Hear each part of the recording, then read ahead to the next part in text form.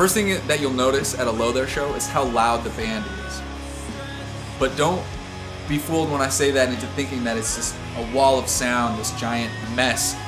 All of our tones that we use and all of our instrumentation and our arrangement for that are very carefully crafted. It's a tricky thing being in a band with 3 guitar players, and we kind of combat that by me playing baritone. A lot of my parts fit in between the bass and guitar registers, and we're very conscious of making sure that we do that in a clever way.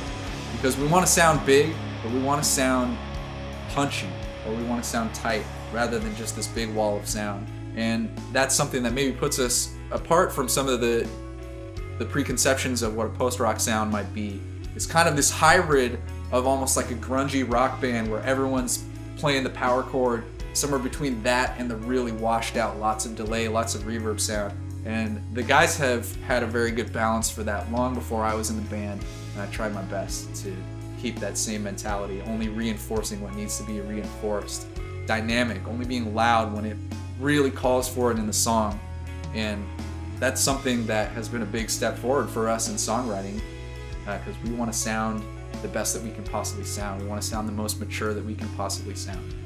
And that's an interesting thing to keep in mind when you're wondering what to expect on this upcoming record. There are parts on the record where everyone's got their gain cranked up and playing loud, derivative of the punk and hardcore music that we love from the Northwest. But there's also definitely a European influence in the post-rock stuff.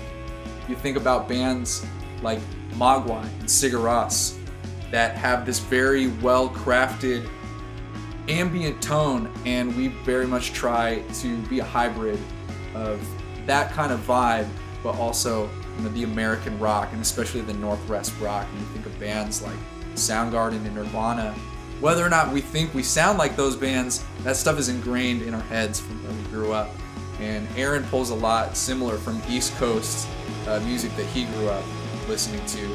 And if you pay attention to the little details, you'll find stuff like that. Hopefully you'll find it interesting.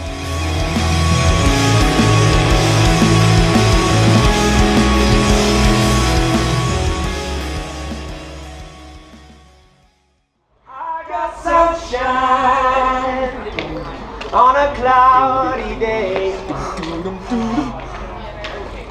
when it's cold outside, I got the month of May. And I said, you say, what can make me feel this way? My girl, talking about